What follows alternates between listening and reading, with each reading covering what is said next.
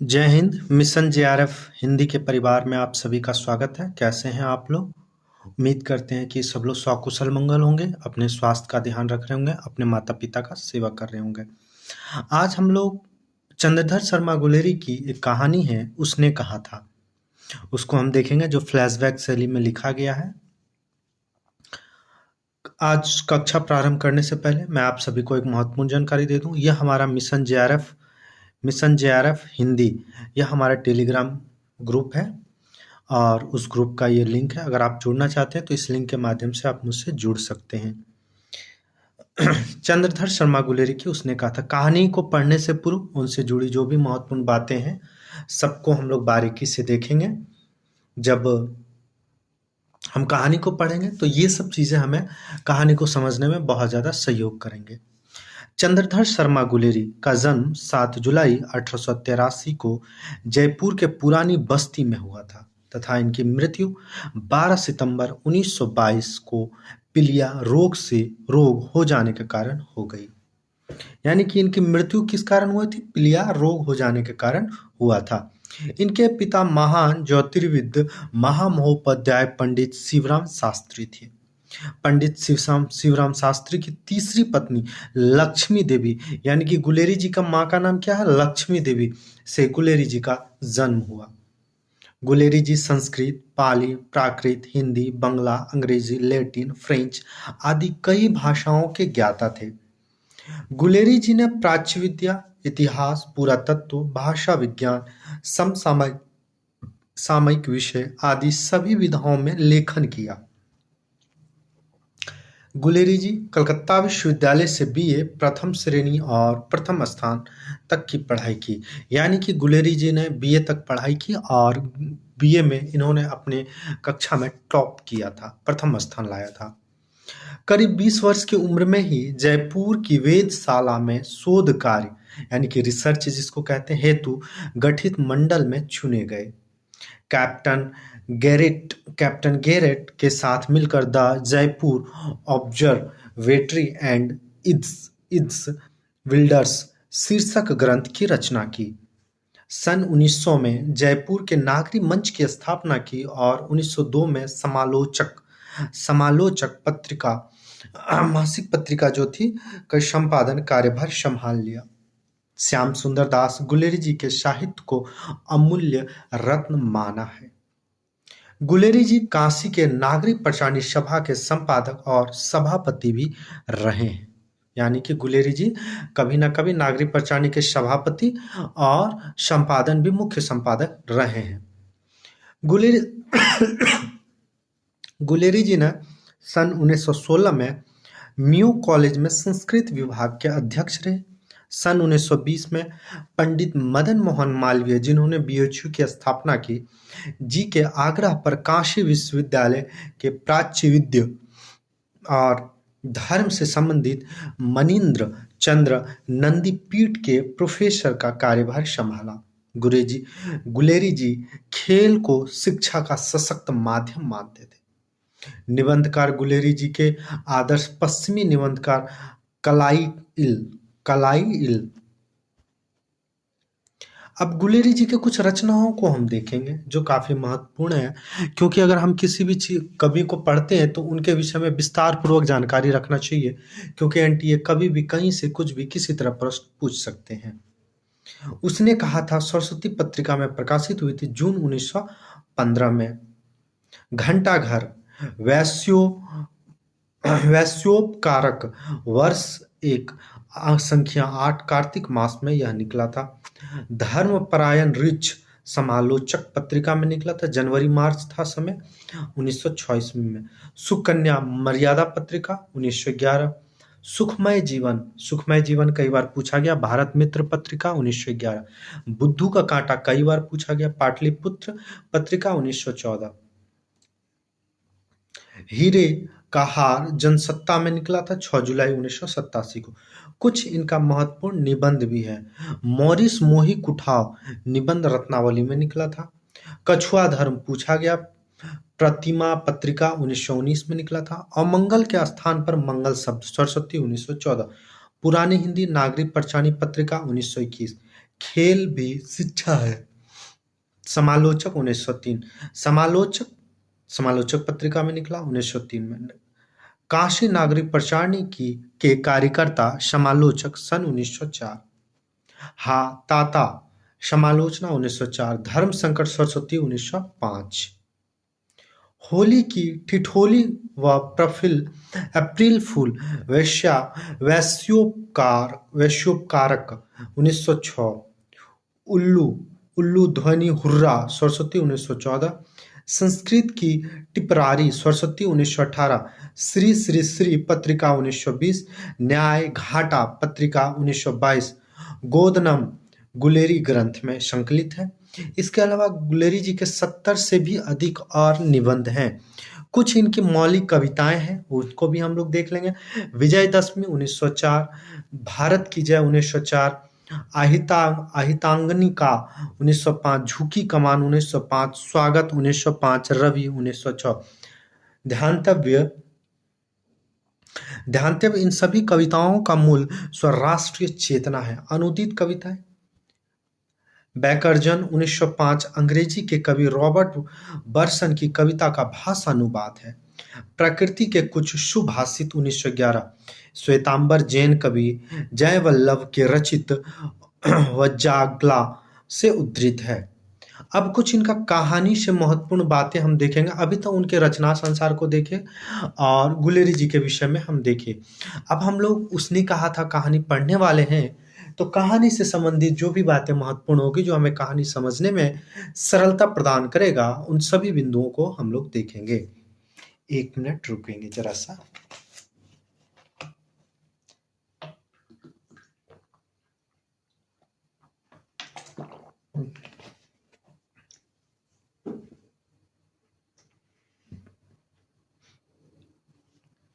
पात्र लहना सिंह सूबेदार हजारा सिंह, बोधा सिंह, वजीरा कीरत सिंह, महासिंह पलटन साहब, यह सभी जो हैं इस कहानी के मुख्य पात्र हैं।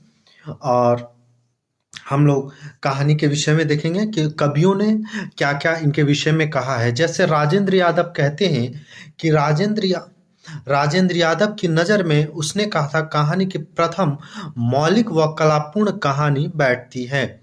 उसने कहा था से ही आधुनिक हिंदी कहानी का प्रारंभ मानना चाहिए। कहानी स्वरूप और संवेदना में यह चीज आपको देखने को मिलता है। बच्चन सिंह क्या कहते हैं कि यह कहानी अर्थात उसने कहा था सोमनाथ के मंदिर की तरह आकाश में लटकती हुई प्रतीत होती है। यदि भावुकता को चुंबन से हरा दिया जाए तो मूर्ति धरती पर खंड खंड हो जाएगी। बच्चन सिंह ने सूबेदारनी की शिक्षा को स्वार्थपरता एवं लहना सिंह के त्याग को बेवकूफी बताया है। डॉक्टर नगेंद्र का मत है कि गुलेरी जी के साहित्य का आधार छायानुभूतियां नहीं, जीवन की मांसल अनुभूतियां हैं। वे सेक्स के नाम पर झिझकने वाले आदमियों में नहीं थे। विचार और अनुभूति में यह बात कहे हैं। गुलेरी जी के 3 मनोवैज्ञानिक कहानियां, यह काफी महत्वपूर्ण, तीनों याद रखिएगा। सुखमय जीवन, बुद्धू का कांटा, उसने कहा था, कई बार पूछा गया है। सबसे अधिक चर्चित और पहचान दिलाने वाले कहानी उसने कहा था कहानी की विशेषता है दिव्य प्रेम पर बलिदान की कहानी, युद्ध की आदि कहानी।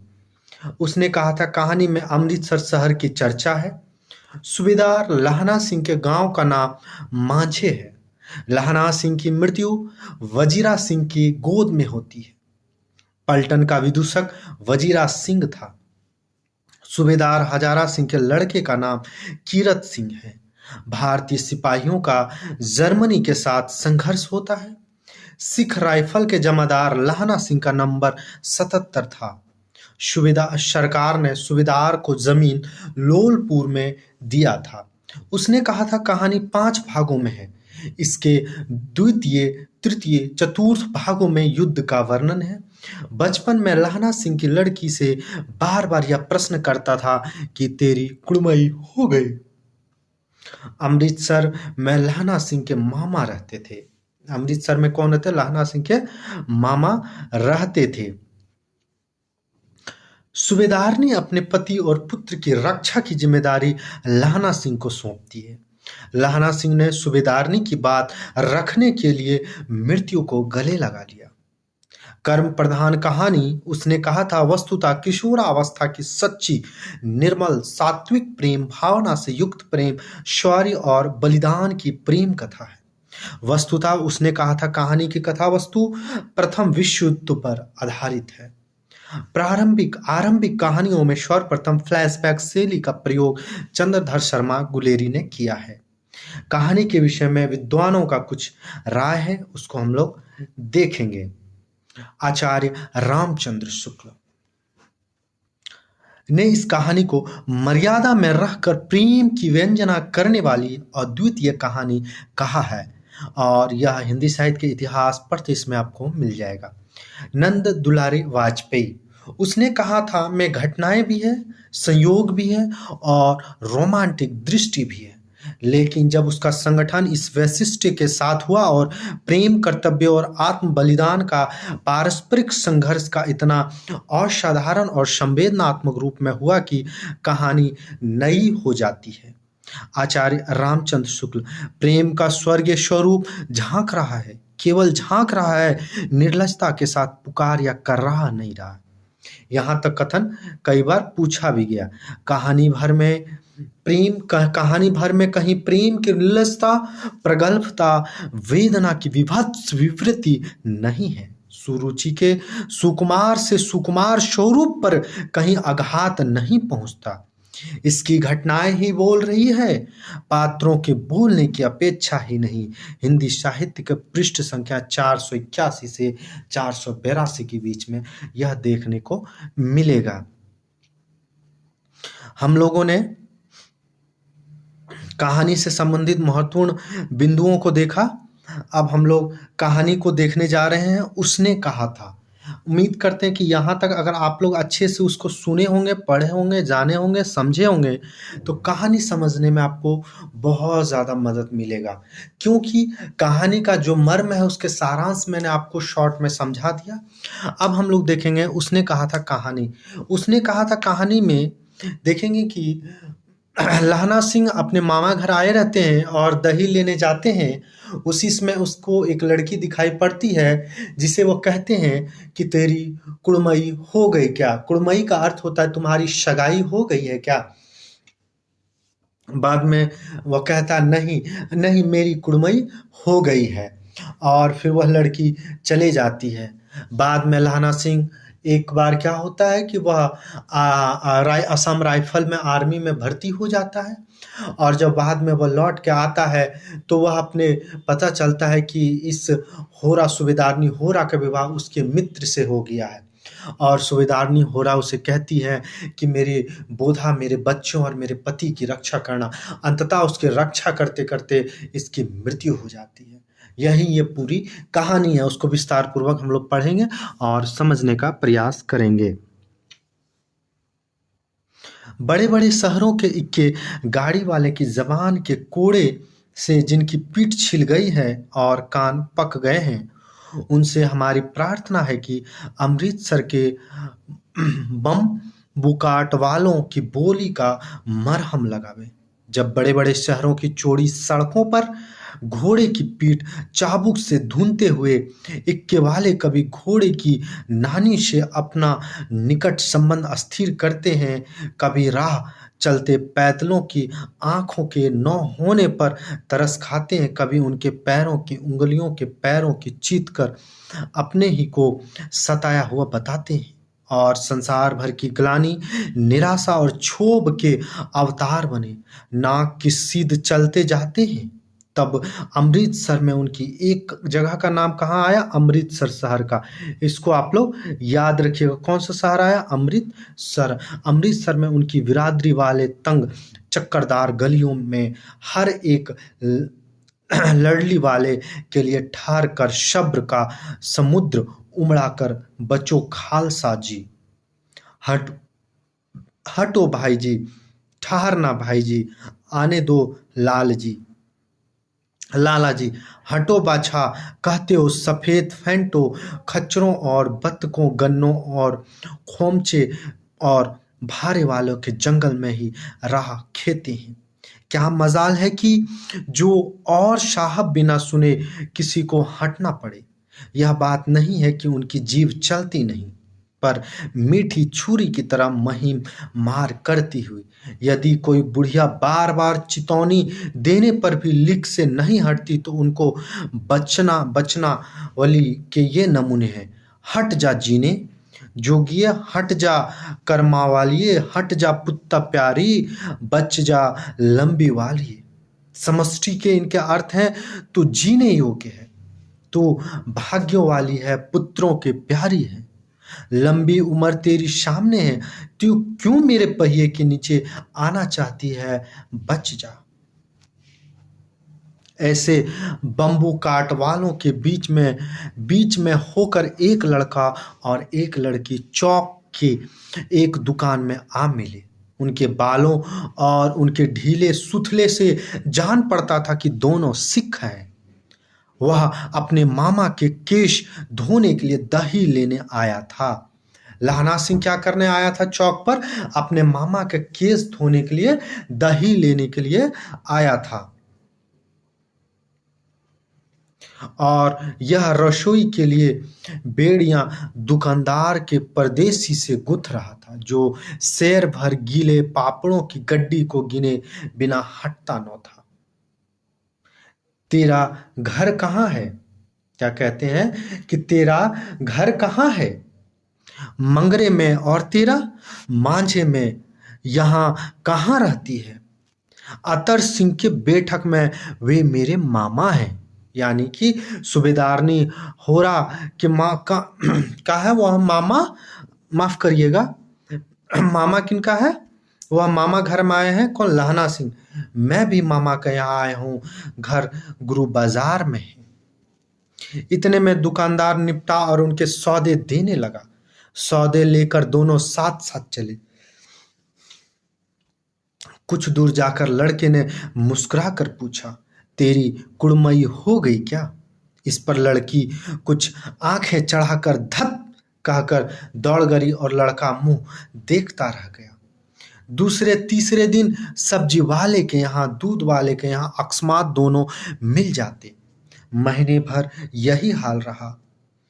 दो तीन दिन बाहर लड़का ने फिर पूछा, तेरी कुड़मई हो गई? यह शब्द बड़ा इसमें प्रसिद्ध है, इसको याद रखिएगा। तेरी कुड़मई हो गई। उत्तर में वही धत मिला। एक दिन जब फिर लड़के ने वैसी ही हंसी में चिढ़ाने के लिए पूछा तो लड़की ने संभावना का विरोध में बोली, हाँ हो गई। कब? कल। देखते नहीं यह रेशम का कढ़ा हुआ शालू? लड़की भाग गई। लड़के ने घर की राह ली। रास्ते में लड़के को मोरी ढकेल दिया। देखिएगा यह जो क्रम में आया इसको याद रखिएगा, वह किस किस को ढकेला, क्योंकि प्रश्न यहां से भी पूछे जाते हैं। लड़कों रास्ते में एक लड़के को मोरी में ढकेल दिया। एक छावड़ी वाले के दिन भर की कमाई खोई। एक कुत्ते को पत्थर मारा। एक गोभी वाले के ठेले में दूध उड़ेल दिया।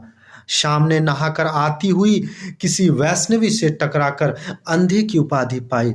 तब घर पहुंचा। राम राम, यह भी कोई लड़ाई है? दिन रात खंदकों में बैठे हड्डियां अकड़ गई। लुधियाना, एक शहर, अमृतसर के बाद दूसरा शहर का नाम कहाँ आया? लुधियाना। लुधियाना से 10 गुना जाड़ा है। ओह, मेह और बर्फ ऊपर से पिंडलियों तक कीचड़ में धसे हुए हैं। जमीन कहीं दिखती नहीं। 2-2 घंटे में कान के पर्दे फाड़ने वाले धमाके के साथ सारी खंदक हिल जाती है और 100-100 गज धरती उछल पड़ती है। इस गेबी गोले से बचे तो कोई लड़े। नगर कोट का जलजला सुना था। यहाँ दिन में 25 जलजले होते हैं। जो कहीं खंदक से बाहर साफा या कुहनी निकल गई तो चटाक से गोली लगती है। नो मालूम बेईमान मिट्टी में लेटे हुए हैं या घास की पत्तियों में छिपे रहते हैं। लहना सिंह और 3 दिन है और 4 तो खंदक में बिता ही दिए, परसों रिलीफ आ जाएगी। फिर 7 दिन की छुट्टी। कितने दिन के लहना सिंह को छुट्टी मिल रहा है? 7 दिन की छुट्टी मिल रहा है। अपने हाथों झटका करेंगे, पेट भर खाकर सो रहेंगे। फिर उसी फिरंगी मेम बाग में मखमल सा हरा घास है, फल और दूध की वर्षा कर देती है। लाख कहते हैं दाम नहीं लेती। कहती है तुम राजा हो, मेरे मुल्क को बचाने आए हो। 4 दिन तक एक पलक नींद नहीं मिली। बिना किसी घोड़े बिगड़ता है, बिना लड़े सिपाही। देखे ये वाली पंक्ति याद रखिए, बिना फेरे घोड़ा बिगड़ता है, बिना लड़े सिपाही। यहाँ तक याद रखिए, यह कथन पूछा जा सकता है। मुझे तो संगीन चढ़ाकर मार्च का हुक्म मिल जाए, फिर 7 जर्मनों को अकेले मारकर 9 लौटूं तो मुझे दरबार साहब की देहली पर मत्था टेकने नसीब न हो। पाजी कहीं के कलों के घोड़े संगीन देखते ही मुंह फाड़ देते हैं और पैर पकड़ने लगते हैं। यों अंधेरे में 30-30 मन का गोला फेंकते हैं। उस दिन धावा किया था, 4 मील तक एक जर्मन नहीं छोड़ा था। पीछे जनरल ने हट जाने की कमान दे दिया, नहीं तो सीधा बर्लिन पहुंच जाते। यानी कि जर्मनी से युद्ध हो रहा है। जर्मनी में एक जगह बर्लिन है, वहीं बर्लिन तक पहुंच जाते। देखिएगा जिस जगह का नाम आ रहा है उसको आप लोग नोट करने का प्रयास करिएगा। सूबेदार हजारा सिंह ने मुस्कुरा कर कहा, लड़ाइयों के मामले में जमादार या नायक के चलाए नहीं चलते। बड़े अफसर दूर की सोचते हैं। 300 मील का सामान है, एक तरफा बढ़ गया तो क्या होगा? सूबेदार जी, सच है, लहना सिंह बोला, पर करें क्या?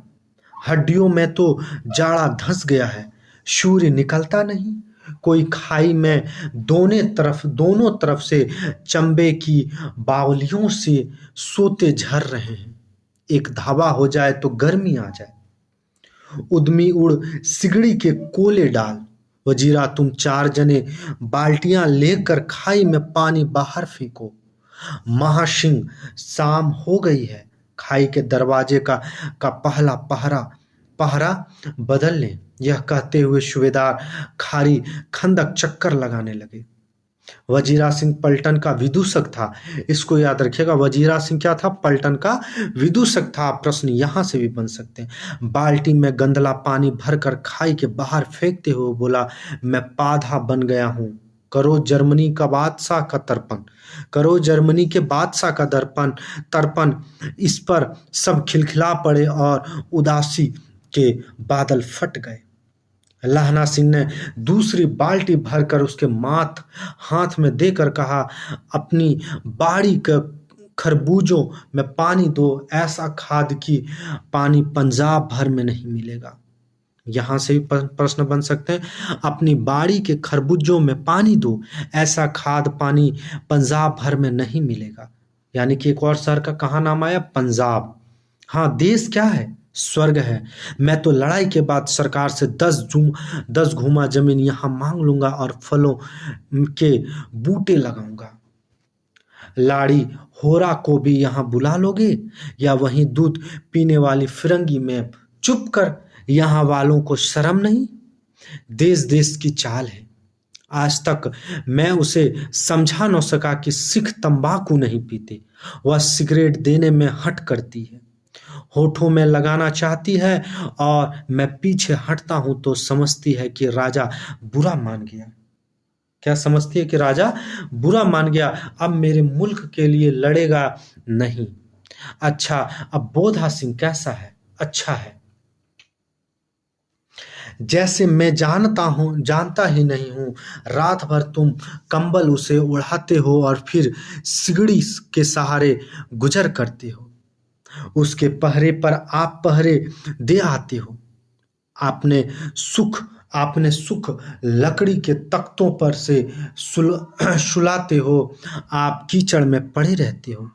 कहीं तुम नौमांद पर पड़ जाना जाड़ा क्या है, मौत है। और निमोनिया से मरने वालों को मुरब्बा नहीं मिला करती। मेरा डर मत करो, मैं तो बुलेल के खंडक के किनारे मरूंगा। भाई कीरत सिंह की गोदी पर मेरा सिर होगा और मेरे हाथ के लगाए हुए आंगन के आम के पेड़ की छाया होगी। वजीरा सिंह की त्योरियां चढ़ाकर कहा, क्या मरने मारने की बात लगाई है? मरे जर्मनी और तुरक। हाँ भाइयों, कैसे? देखिए, एक जगह का नाम है जर्मनी। मरे जर्मनी और तुरक मतलब तुर्की वाले लोग को तुरक कहा।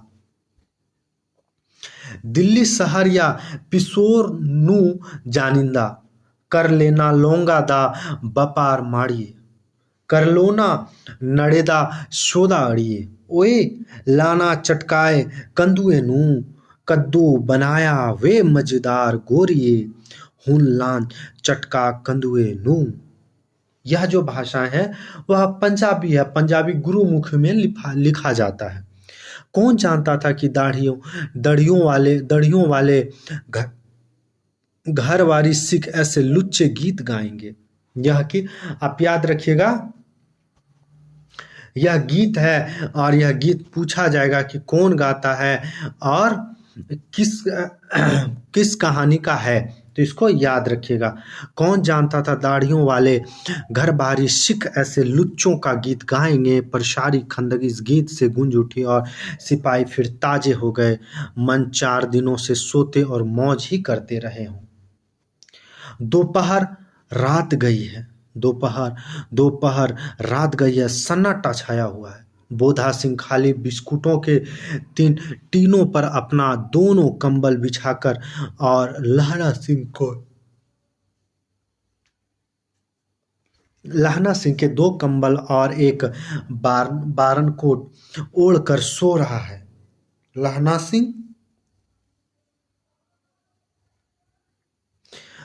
सिंह पहरे पर खड़ा हुआ है। एक आंखें खाई के मुंह पर है और एक बोधा सिंह के दुबले शरीर पर। बोधा सिंह कर रहा, क्या बोधा भाई, क्या है? पानी पिला दो। लहना सिंह ने कटोरा उसके मुंह में लगाकर पूछा, कैसा है? पानी पीकर बोधा बोला, कपनी छूट रही है, रोम रोम पर तार दौड़ रहे हैं, दांत बज रहे हैं। अच्छा, मेरी जर्सी पहन लो। और तुम? मेरे पास सिगड़ी है। तुम मुझे गर्मी लगती है, पसीना आ रहा है। ना, मैं नहीं पहनता। 4 दिन से तुम मेरे लिए। हाँ, याद आई, मेरे पास दूसरी गरम जर्सी है, आज सवेरे ही आई है। विलायत से बुन बुन कर भेज रही है मैं गुरु उनका भला करे। यों कहकर लहना सिंह अपना कोट उतार कर जर्सी उतारने लगा। सच कहते हो और नहीं झूठ? यों ही कहकर ना ही करते बोधा को उसकी जबरदस्ती जर्सी पहना दी और आप खाकी कोट और जीन का कुर्ता पहनकर पहरे पर आ खड़ा हुआ। मैम की जर्सी की कथा केवल कथा थी। आधा घंटा बीता। इतने में खाई के मुंह से आवाज आई, सूबेदार हजारा सिंह। कौन? लपटन सिंह। हुकुम हुजूर। कहकर सूबेदार तनकर फौजी सलाम करके सामने आया। सामने हुआ। देखो, इस दम धावा करना होगा। मील भर की दूरी पर पूरब के कोने में एक जर्मन खाई है। उसमें 50 से ज्यादा जर्मन नहीं है। इन पेड़ों के नीचे नीचे 2 खेत काट कर रास्ता है। नीचे 3-4 घुमाव है। जहां मोड़ है वहां 15 जवान खड़े कर आया हूं। तुम यहाँ 10 आदमी छोड़कर सबको साथ ले उनसे जा मिलो। खंदक छीन कर वहीं जब तक दूसरा हुक्म ना मिले डटे रहो। हम यहाँ रहेंगे। जो हुक्म हजूर। चुपचाप सब तैयार हो गया। बोधा भी कंबल उतारकर चलने लगा। जब लहना सिंह ने उसे रोका, लहना सिंह आगे हुआ तो बोधा के बाप सूबेदार, बोधा का बाप कौन था? बोधा का बाप सूबेदार ने उंगली से बोधा की ओर इशारा किया। लहना सिंह समझकर चुप हो गया। पीछे 10 आदमी कौन रहे, इस पर बड़ी हुज्जत हुई। कोई रहना न चाहता था। समझा बुझाकर सूबेदार ने मार्च किया। लपटन साहब लहना सिंह की सिगड़ी के पास मुंह फेर कर खड़े हो गए और जेब से सिगरेट निकाला और सुलगाने लगे। 10 मिनट बाद उन्होंने लहना की ओर हाथ बढ़ाकर कहा, लो तुम भी पियो। आंख मारते मारते लहना सब समझ गया। मुंह का भाव छिपा कर बोले, लाओ साहब। हाथ आगे करते उसने सिगड़ी को उजाले में साहब का मुंह देखा, बाल देखा, तब उसका माथा ठनका। लपटन साहब की पट्टियों वाले बाल एक दिन में ही कहाँ उड़ गए और उनकी जगह कैदियों से कटे बाल कहाँ से आ गए। शायद साहब शराब पिए हों और उन्हें बाल कटवाने का मौका मिल गया है। लहना सिंह ने जांचना चाहा। लपटन साहब 5 वर्ष से उसकी रेजिमेंट था। एक इंपॉर्टेंट पॉइंट यहाँ आया कि लपटन साहब 5 वर्ष तक उनकी रेजिमेंट में था। तो लहना सिंह के रेजिमेंट में लपटन साहब कितने वर्षों से था? 5 वर्षों से।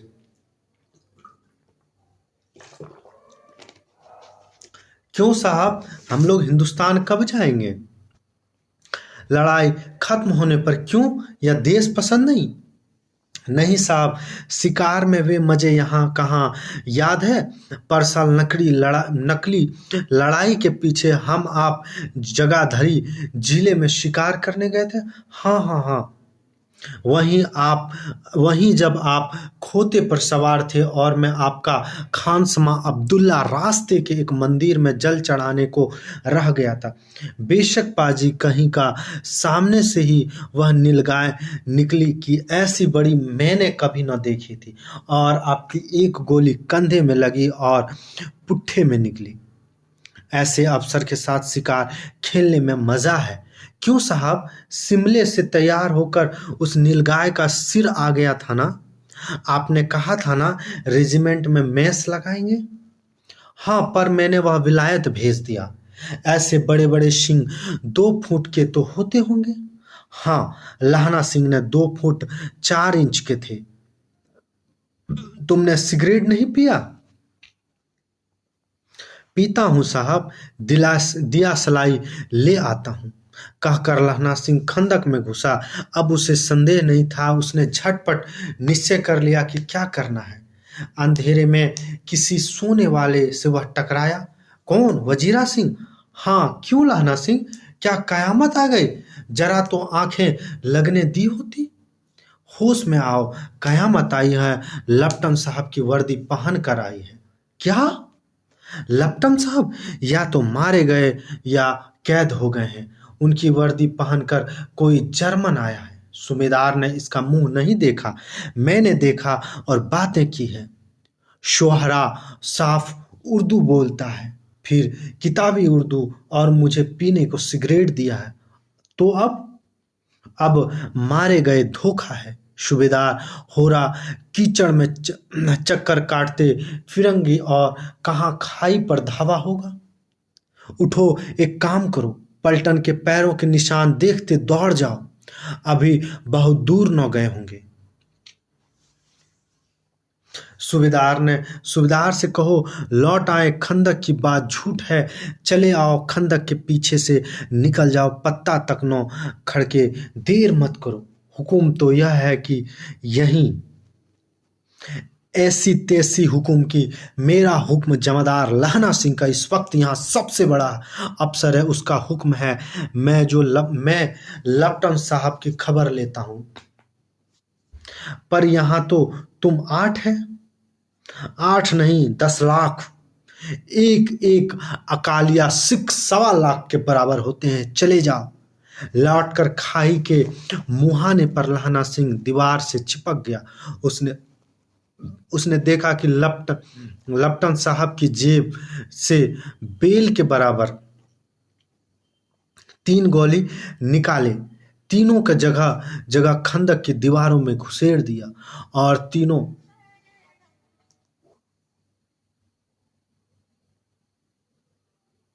घुसेड़ दिया और तीनों में एक तार सा बांध दिया। तार के आगे सूत की एक गुत्थी थी जिसे सिगड़ी के पास रखा। बाहर की तरफ जाकर एक दिया सलाई जलाकर गुत्थी पर रखने।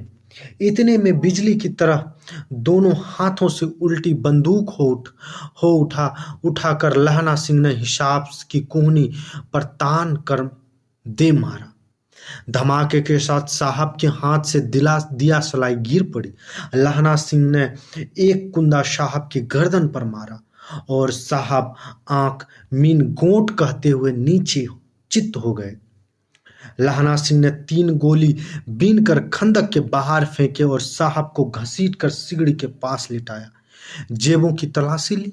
3-4 लिफाफे एक डायरी निकालकर उन्होंने अपनी जेब के हवाले किया। साहब की मूर्छा हटी। लहना सिंह हंसकर बोला, क्यों लपटन साहब, मिजाज कैसा है? आज मैंने बहुत बातें सीखी। यह सीखी कि सिख सिगरेट पीते हैं। यह सीखा कि जगादारी के जिले में नीलगाय होती है और उनके 2 फुट 4 इंच के सींग होते हैं। यह सीखा कि मुसलमान खानसमा मूर्तियों पर जल चढ़ाते हैं और लपटन साहब खोते पर चढ़ते हैं। पर यह तो कहो, ऐसी साफ उर्दू कहाँ से सीख आए हैं? हमारे लपटन साहब तो बिना डेम के 5 लफ्ज भी नहीं बोला करते थे। लहना सिंह ने पतलून के जेबों की तलाशी नहीं की थी।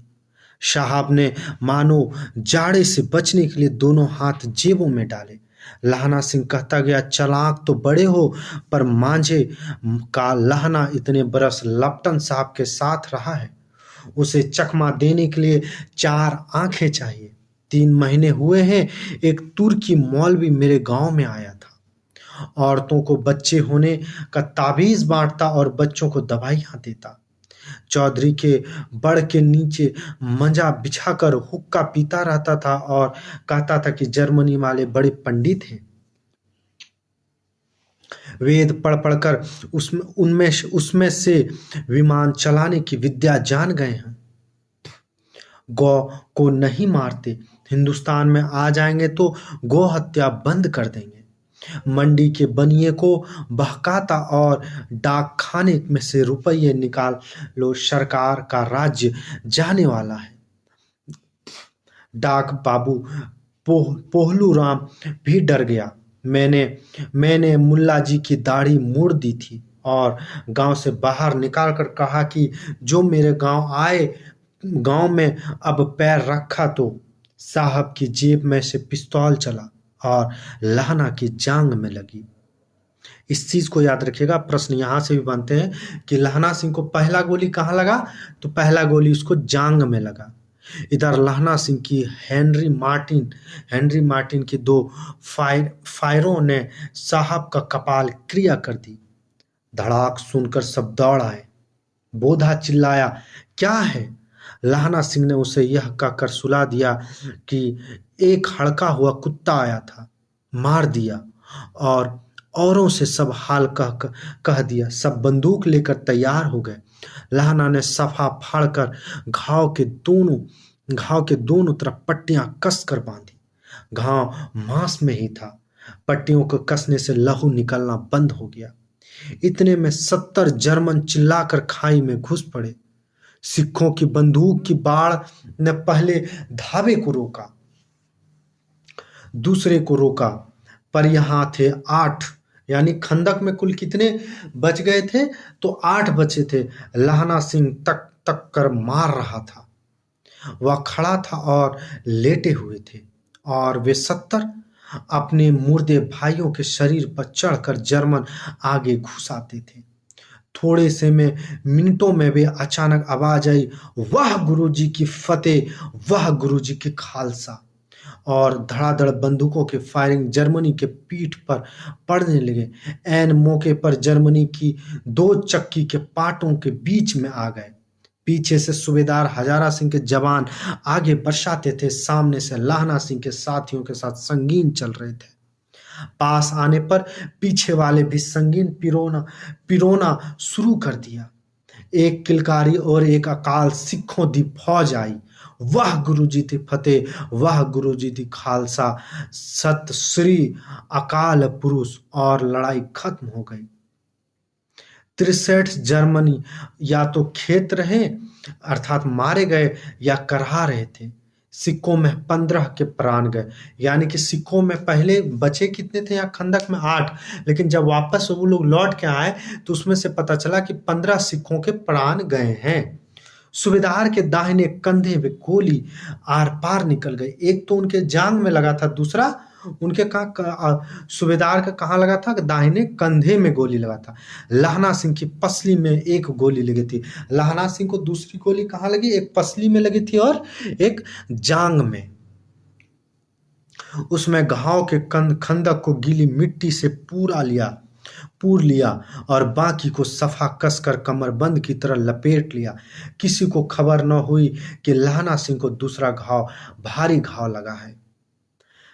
लड़ाई का समय चांद निकल आया, ऐसे चांद जिसके प्रकाश से संस्कृत कवियों का दया हुआ छई नाम सार्थक होता है, और हवा ऐसी चल रही थी जैसे बाणभट्ट की भाषा में दंत विनोपदेशाचार्य कहलाती। वजीरा सिंह कह रहा था कि कैसे मन भर फ्रांस की भूमि मेरे बूटों से चिपक रहा है। यानी कि ये लोग लहना सिंह किस तरफ से लड़ रहे थे? फ्रांस की तरफ से, जर्मनी और बर्लिन को मार रहे थे। जब मैं दौड़ा सूबेदार पीछे गया था। सूबेदार लहना सिंह से सारा हाल सुना और कागजात पाकर वे उसकी तुरंत बुद्धि को सराह रहे थे और कह रहे थे कि तू न होता तो आज सब मारे जाते। इस लड़ाई की आवाज 3 मील दाहिने ओर की खाई वाले ने सुन ली थी। उन्होंने पीछे टेलीफोन कर दिया। वहां से झटपट 2 डॉक्टर और 2 बीमारी ढोने वाली गाड़ियां चली, जो कोई 1.5 घंटे के अंदर आ पहुंची। फील्ड अस्पताल नजदीक था। सुबह होते होते वहां पहुंच जाएगा, इसलिए मामूली पट्टी बांधकर वह गाड़ी में घायल लिटाए गए और दूसरी लाशें रखी गई। सूबेदार ने लहना सिंह की जांग में पट्टी बांधवानी चाहिए, पर उसने यह कहकर टाल दिया कि थोड़े ही घाव हैं, सवेरे देखा जाएगा। बोधा सिंह जवार में बर्रा रहा था। वह गाड़ी में लिटाया गया। लहना को छोड़ कर सूबेदार जाते नहीं थे। यह देख लहना ने कहा, तुम्हें बोधा की कसम अर्थात उनके बेटे की कसम दे दिया तो सूबेदारनी की सौगंध है। सूबेदारनी जिसे लहना सिंह बचपन ने कहा था कि तेरी कुड़मई हो गई क्या, उसी की यह सौगंध देता जो इस गाड़ी में न चले जाओ। और तुम मेरे लिए वहां पहुंचकर गाड़ी भेज देना, और जर्मन मुर्दों के लिए भी तो गाड़ियां आती ही होंगी। मेरा हाल बुरा नहीं है, देखते नहीं मैं खड़ा हूं, वजीरा सिंह मेरे पास ही है। अच्छा, पर बोधा गाड़ी पर लेट गया। भला आप भी चढ़ जाओ। सुनिए तो सूबेदारनी, होरा को चिट्ठी लिखो तो मेरा मत्था टेकना लिख देना, और जब घर जाओ तो कह देना मुझसे जो उसने कहा था वह मैंने कर दिया। गाड़ियां चल पड़ी। सूबेदार ने चढ़ते चढ़ते लहना के हाथ पकड़कर कहा, तेने मेरे और बोधा का प्राण बचाए हैं। लिखना कैसा, साथ ही घर चलेंगे। अपनी सूबेदारनी को तू कह देना उसने क्या कहा था। अब आप गाड़ी पर चढ़ जाओ। मैंने कहा यह लिख देना और कह भी देना। गाड़ी जाते आते लहना लेट गया। वजीरा, पानी पिला दो और मेरा कमरबंद खोल दो, तर हो गया है। मृत्यु के कुछ समय पहले स्मृतियां बहुत साफ हो जाती है। जन्म भर की घटनाएं एक एक करके सामने आती है और सारे दृश्यों का रंग साफ होते हैं। समय की धुंध बिल्कुल उन पर हट जाती है। लहना सिंह 12 वर्ष का है। अमृतसर में मामा के यहाँ आया हुआ है। दही वाले के यहाँ, सब्जी वाले के यहाँ, हर कहीं उसे एक लहना सिंह का उम्र कितना? 12 वर्ष का उम्र। याद रखिएगा, लहना सिंह जब अमृतसर आया था तो उनका उम्र कितना था? 12 वर्ष था। और लड़की का उम्र कितना था? तो लड़की का उम्र 8, सूबेदारनी होरा का उम्र 8 वर्ष था। जब वह पूछा तेरी कुड़मई हो गई, तब धत का कर वह भाग जाती। एक दिन उसने वैसे ही पूछा तो उसने कहा, हाँ कल हो गई। देखते नहीं यह रेशम के फूलों वाला शालू। सुनते ही लहना सिंह को दुख हुआ, क्रोध हुआ। क्यों हुआ? वजीरा सिंह, पानी पिला दो। क्योंकि वजीरा सिंह उसके पास था बोधा, और बोधा वहां से जा चुका था। वजीरा सिंह और सूबेदार वजीरा सिंह के जांग पे वह सर रख के सोया था। 25 वर्ष बीत गए। घटना कितनी? 25 वर्ष की बाद है, यानी कि वह पीछे वाली जो बात बता रही वो फ्लैशबैक बताया जा रहा था, पीछे की घटना। अब 25 वर्ष के बाद की सुनिए। यह लाना सिंह नंबर 77 राइफल्स के जमादार हो गया। लाना सिंह क्या था? 77 राइफल्स में जमादार है। उसे 8 वर्ष की कन्या का ध्यान ही न रहा। न मालूम वह कभी मिली थी या नहीं। 7 दिनों की छुट्टी लेकर जर्मनी के मुकदमे की पैरवी करने वह अपने घर गया। वह रेजिमेंट के अफसर की चिट्ठी मिली कि फौज लाम पर जाती है, फौरन चले आओ।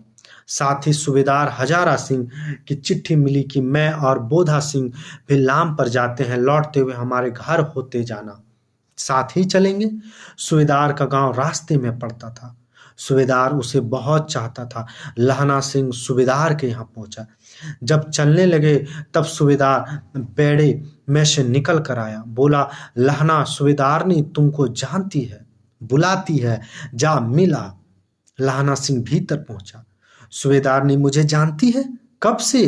रेजिमेंट के क्वार्टरों में तो कभी सूबेदारनी के घर के लोग नहीं रहे। दरवाजे पर जाकर मत्था टेकना कहा। आशीष सुनी। लहना सिंह चुप। मुझे पहचाना? नहीं। तेरी कुड़मई हो गई। धत, कल हो गई। देखते नहीं, रेशमी बूट वाला सालू अमृतसर में। भावों की टकराहट और मुरझा खुली, करवट बदली, पसली का घाव बह गया। वजीरा, पानी पिला दो, उसने कहा था। स्वप्न चल रहा था, स्वप्न चल रहा है। सूबेदारनी कह रही है, मैंने तेरे को आते ही पहचान लिया। एक काम कहती हूँ, मेरा तो भाग फूट गया। सरकार ने बहादुरी का खिताब दिया है। लायलपुर में जमीन दी है। जमीन कहाँ दिया? लायलपुर में जमीन दी है। आज नमक हलाली का मौका आया है। पर सरकार ने हम तिमियों की एक घगरिया पलटन क्यों न बना दी, जो मैं भी सूबेदार जी के साथ चली जाती। एक बेटा है, फौज में भर्ती हुआ, उसे 1 ही बरस हुआ। उसके पीछे 4 और हुए, पर एक भी नहीं जिया। बोधा सिंह के बाद उनके 4 भाई बहन हुए, लेकिन उसमें से एक भी कोई जीवित नहीं रह पाया। सूबेदारनी रोने लगी। अब दोनों जाते हैं मेरे भाग। तुम्हें याद है एक दिन तांगे वाले का घोड़ा दही वाले के दुकान के पास बिगड़ गया। तुमने उस दिन मेरे प्राण बचाए। आप घोड़े को लातों में चले गए थे और मुझे उठाकर दुकान के तख्ते पर खड़ा कर दिया। ऐसे ही इन दोनों को बचाना मेरी भिक्षा है। तुम्हारे आगे आंचल पसारती हूँ। रोती रोती सूबेदारनी ओबरी में चली गई। लहना भी आंसू पोंछते हुए बाहर आया। लहना भी आंसू पोंछते बाहर आया। वजीरा सिंह, पानी पिला दो, पानी पिला, उसने कहा था। लहना का सिर अपनी गोद में रखे वजीरा सिंह बैठा है। जब मांगता तब पानी पिला देता। आधे घंटे तक लहना चुप रहा, फिर बोला, कौन कीरत सिंह? वजीरा ने कुछ समझकर कहा, हाँ भाइयों, मुझे और ऊंचा कर लो, अपने पट्टी पर मेरा सिर रख लें। वजीरा ने वैसे ही किया। हाँ अब ठीक है, पानी पिला दे, बस अब के हाड़ में यह काम आम खूब फलेगा। चाचा भतीजा दोनों यहीं बैठकर आम खाना। जितना बड़ा तेरा भतीजा है उतना ही आम है। जिस महीने उसका जन्म हुआ था उसी महीने में मैंने उसे लगाया था। वजीरा सिंह के आंसू टप टप टपक रहे थे।